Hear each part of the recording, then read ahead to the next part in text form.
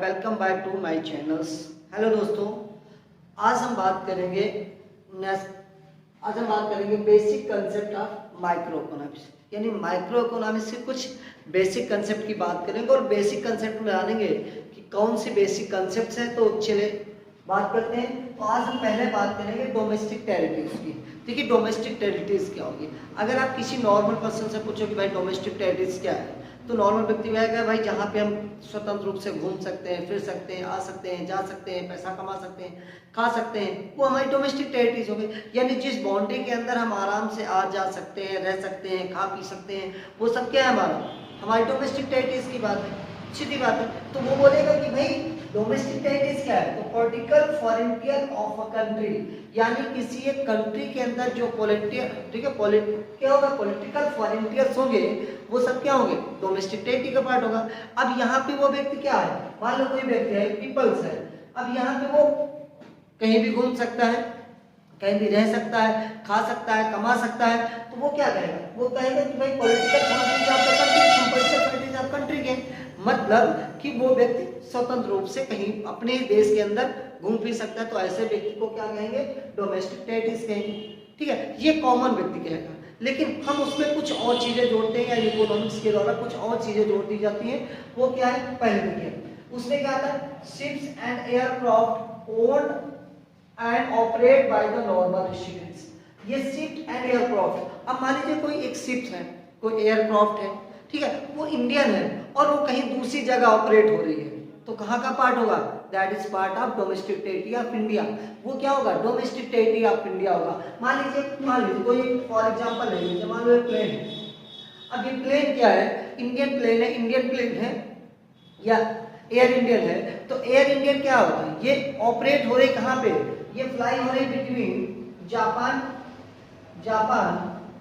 And America.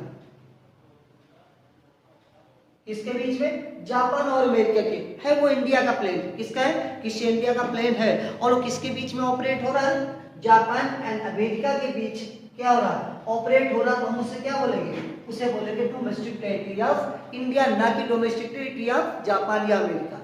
Clear है। यानी कोई एयरशिप्स है, एयरक्राफ्ट है, चलो एग्जांपल और लेते हैं, मान लो कोई शिप है, वो इंडिया की शिप है, इंडिया में कोई उसका ओनर कौन है, इंडिया में रह रहा, लेकिन वो शिप जो है वो कहाँ ऑपरेट हो रहा है, वो ऑपरेट हो रहा है चाइना एंड रशिया के बीच, ऑपरेट हो रहा है।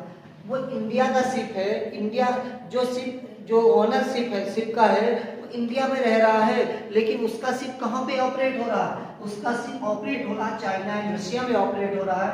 तो वो क्या कहलाएगा, वो कहलाएगा डोमेस्टिक टेरिटरी ऑफ इंडिया। यानी वो शिप कहाँ की कहलाएगी, डोमेस्टिक टेरिटरी ऑफ इंडिया कहलाएगी। सिंपल परिभाषा है, ठीक है ना। अब और क्या हो सकता है, ऑपरेट। इसके बाद होता है फिशिंग वेसल्स। देखिए फिशिंग वेसल्स जो है वो डोमेस्टिक टेरिटरीज में आ जाएंगी। Oils and natural gas rings. देखिए oil and natural gas rings का मतलब क्या होता है, रिंग्स का मतलब कंटेनर होता है। क्या होता है ये कंटेनर होता है, यानी जहां पे हम गैस और ऑयल को क्या कर सकते हैं, स्टोर कर सकते हैं। तो अगर कोई इंडिया का पार्ट है, floating platform of operated by the residents of a country international water. यानी अगर कोई व्यक्ति है, मान लो हमारे देश के एक पर्सन को ले लो, मुकेश अंबानी है, ठीक है, उनका एक फिशिंग वेसल्स है, ऑयल नेचुरल गैस रिंग्स है, जो कि इंटरनेशनल वाटर लेवल पे क्या कर रहा है, ऑपरेट हो रहा है। तो कहाँ का डोमेस्टिक टेरिटरीज होगा, वो इंडिया का डोमेस्टिक टेरिटरीज होगा। अगर उसी वाटर में कोई अमेरिका का कोई शिप है, फिशिंग वेसल्स है, ऑयल है, नेचुरल गैस का कंटेनर्स है, वहां पे ऑपरेट कर रहा है, तो हमारी इंडिया का पार्ट नहीं होगा, बल्कि वो कहाँ का पार्ट होगा, वो अमेरिका के डोमेस्टिक टेरिटरीज का पार्ट होगा। ठीक है। अब आते हैं और फिर इसके बाद आते हैं एम्बेसीज। देखिए एम्बेसीज तो आप जानते ही होंगे। एम्बेसी में क्या होता है, एम्बेसी का मतलब होता है कि मान लो कि कोई एक व्यक्ति है, वो कहाँ पे, अमेरिका में जाकर के रह रहा है। अब अगर उसको वहां पे कोई प्रॉब्लम आ रही है, तो भाई वहां तो सब अनजान लोग हैं, वहां तो अपना कोई नहीं है ना, वहां सब अनजान लोग। अब वो किससे अपनी समस्या बताएगा, तो इसके लिए क्या करती है सरकार, हर कंट्री में एक अपनी एम्बेसी बनाती है। उस एम्बेसी का मेन काम होता है कि जो भी इंडिया के लोग होते हैं, ठीक है, उनको क्या करना, ऑपरेट करना, उनकी समस्याओं को सुनना, यानी वो व्यक्ति वो उस एम्बेसी में जाके, इंडिया की एम्बेसी में जाकर के अपनी प्रॉब्लम बता सकता है, चाहे वो पासपोर्ट से रिलेटेड प्रॉब्लम्स हो, वीजा से रिलेटेड प्रॉब्लम हो, किसी भी चीज़ की प्रॉब्लम हो तो जाकर कहाँ डिस्कस कर सकता है, वो कहाँ बता सकता है, वो एम्बेसी में बता सकता है और एम्बेसी वाले उसकी प्रॉब्लम को सॉल्व करेंगे। तो हर देश की जो कंट्री होती है वो अपने सिटीजन को सिक्योरिटी प्रोवाइड करने के लिए, अपने सिटीजन को फैसिलिटी प्रोवाइड करने के लिए हर कंट्री में क्या करती है, एक एम्बेसी बनाती है।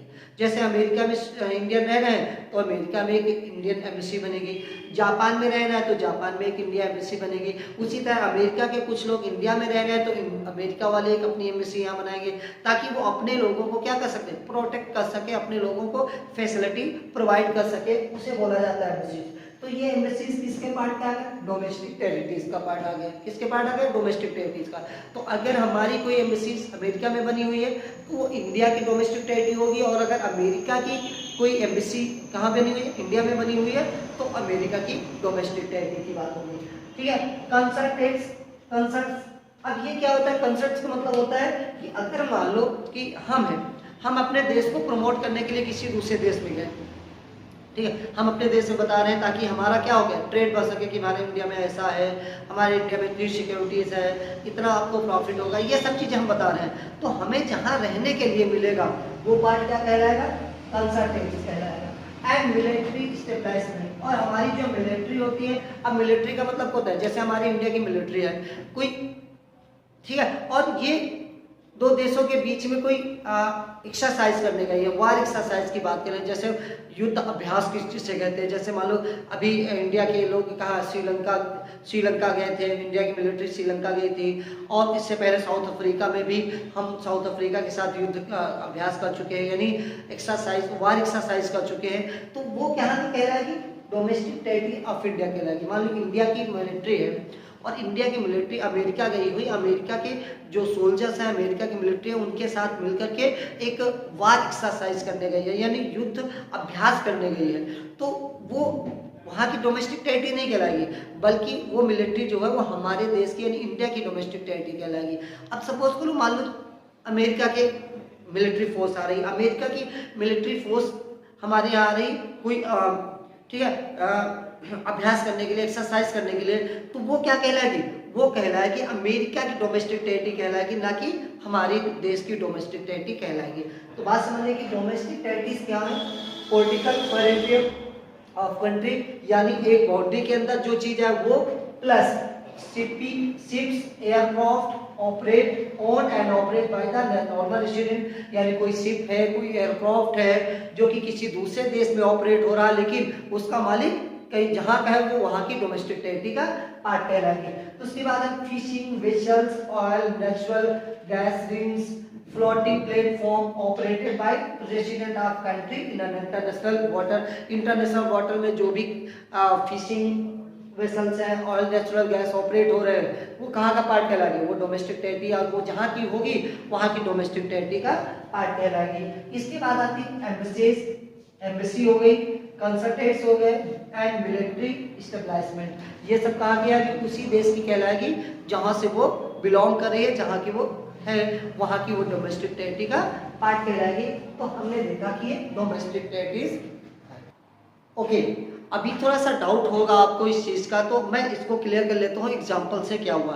पहले एक बार और चेक कर लेते हैं फटाफट। हमने कहा कि डोमेस्टिक टेरिटरीज में कौन कौन से पार्ट आता है, तो आप बोलोगे पॉलिटिकल टेरिटरीज ऑफ कंट्री, यानी एक देश की बाउंड्री के अंदर जो भी चीजें आएंगी वो, साथ में शिप्स एयरक्राफ्ट, ठीक है, फिर फिशिंग वेसल्स और नेचुरल गैसेस, ठीक है, इसके बाद एम्बेसी, कंसल्टेट्स एंड मिलिट्री स्टेबलाइजमेंट। ये क्या आ गया कि हमारी डोमेस्टिक टेरिटरीज के पार्ट कहलाएगी।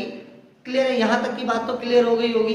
चलिए ठीक है, अब बात करते हैं, सपोज करो फॉर एग्जांपल लेकर के हम करते हैं और समझाने का प्रयास करते हैं, आराम से समझ में आ जाएगा, कोई दिक्कत नहीं होगी। देखिए पहला, अब इसमें आपको बताना है कि कौन सी डोमेस्टिक टेरिटरी ऑफ इंडिया का पार्ट है और कौन सा नहीं है। तो डोमेस्टिक टेरिटरी ऑफ इंडिया आपको बताना है,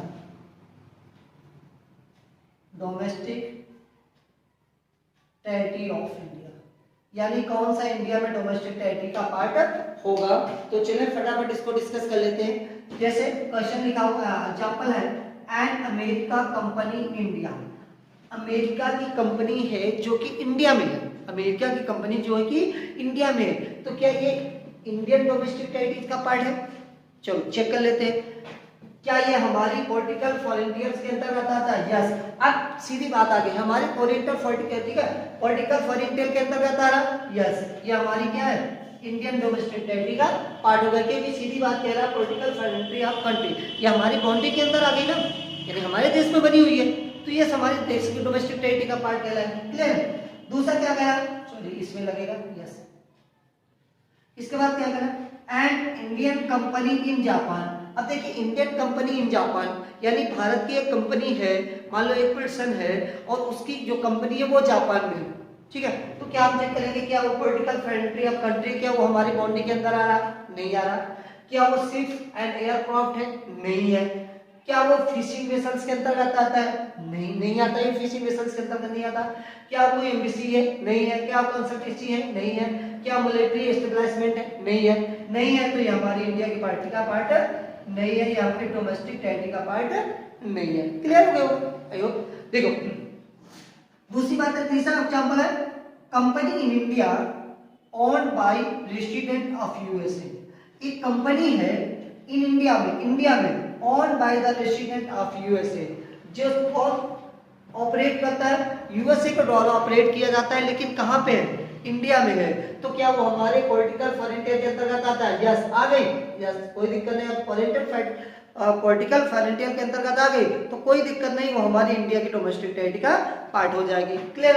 अगला, रिलायंस ऑफिस इन न्यूयॉर्क। अब देखिए, हमारे देश का एक रिलायंस ऑफिस है, तो रिलायंस ऑफिस इंडियन ही है ना, मुकेश अंबानी। अब ये रिलायंस कहाँ बना हुआ, न्यूयॉर्क में बना हुआ है, न्यूयॉर्क में बना है, तो क्या हमारे इंडिया के पॉलिटिकल फ्रंटियर में आ रहा, नहीं आ रहा ना, क्या कोई शिप्स और एयरक्राफ्ट है, नहीं है, क्या कोई फिशिंग वेसल्स, ऑयल और नेचुरल गैस का पार्ट है, नहीं है, क्या कोई एम्बेसी है, नहीं है, क्या कोई कंसल्टेंसी है, नहीं है, कोई मिलिट्री है, नहीं है, तो नहीं है, नो, ये हमारे डोमेस्टिक टेरिटरी का पार्ट नहीं कहलाएगी।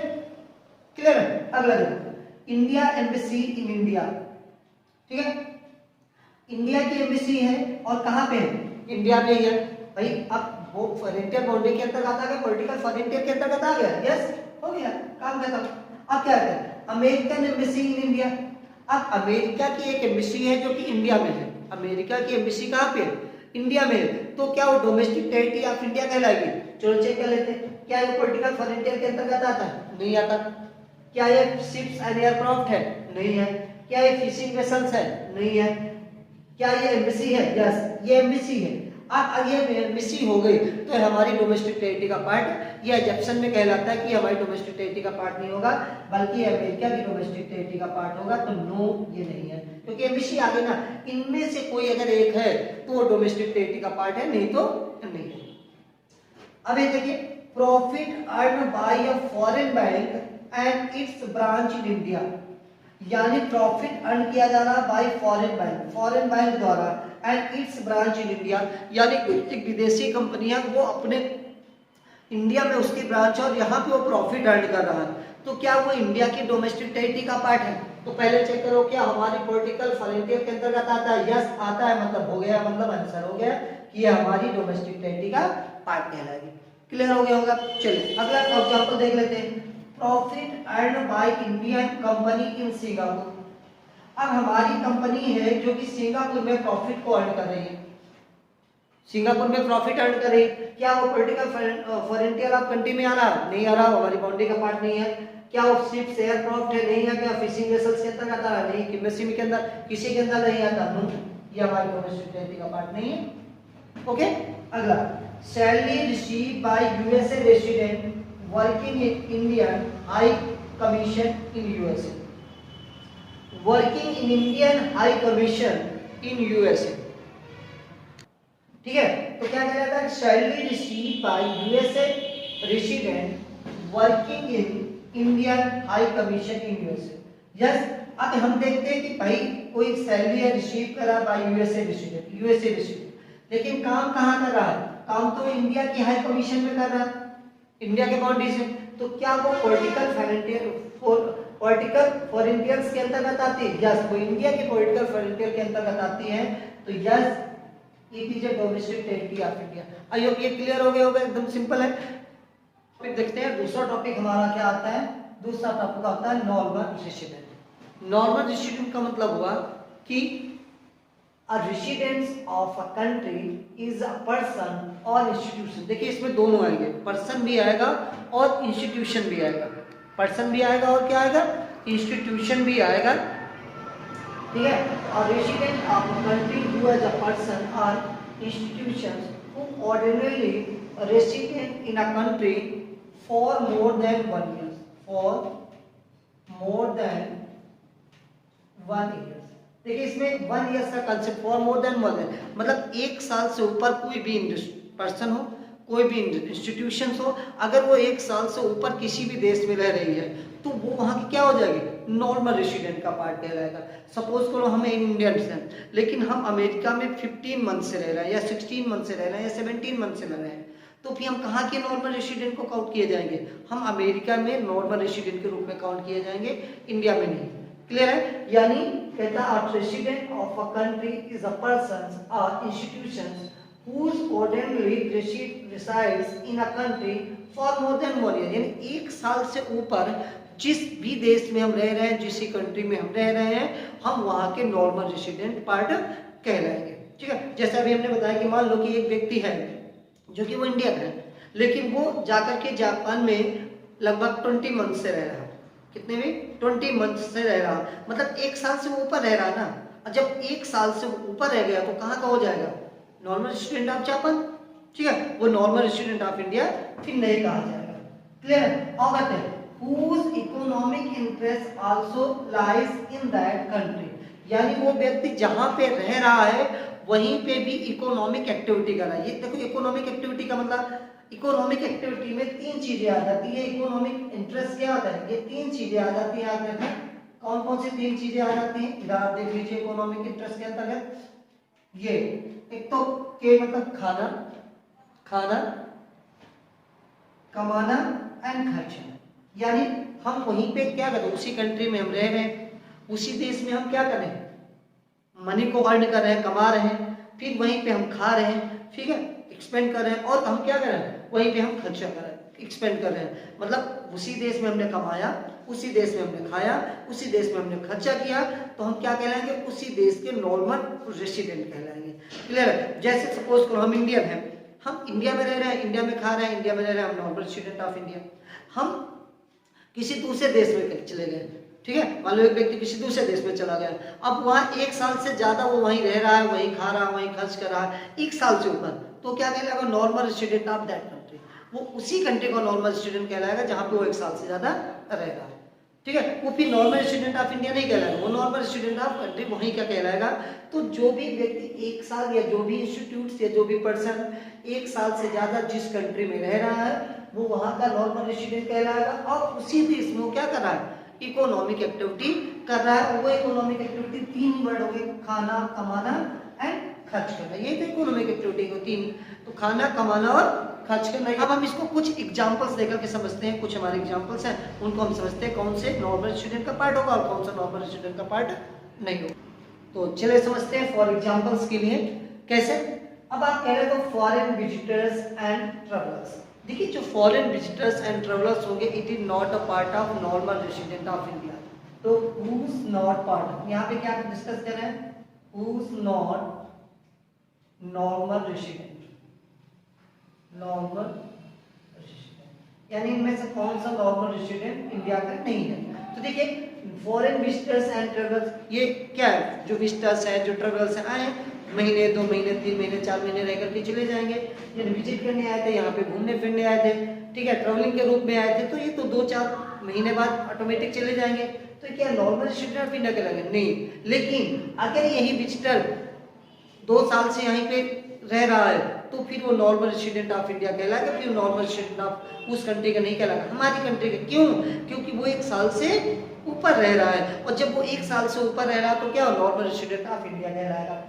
फॉरेन स्टाफ ऑफ एम्बेसी, देखिए फॉरेन स्टाफ ऑफ एम्बेसी यानी फॉरेन स्टाफ में काम करने वाले, एम्बेसी में काम करने वाले 2 महीने 4 महीने 6 महीने 8 महीने 10 महीने से जो काम कर रहा है, ठीक है। And member of arm force, और जो मेंबर्स ऑफ आर्म फोर्स के हैं वो 5-6 महीने 7 महीने 8 महीने काम करते हैं, फिर उसके बाद अपने कंट्री में चले जाते हैं। तो it is not part of normal student of India. हाँ, लेकिन यही पर्सन से ही जो फॉरेन स्टाफ अगर 1 साल से ऊपर काम करने लगेगा तो फिर हमारे यहाँ के नॉर्मल स्टूडेंट का पार्ट कहलाएगा। इसके बाद आता है international organization like UNO, WHO, IMF, WTO etcetera. ये सब क्या है? ये नॉर्मल स्टूडेंट ऑफ इंडिया, ये नॉर्मल स्टूडेंट ऑफ इंडिया नहीं है, क्योंकि फॉरेन के है ना।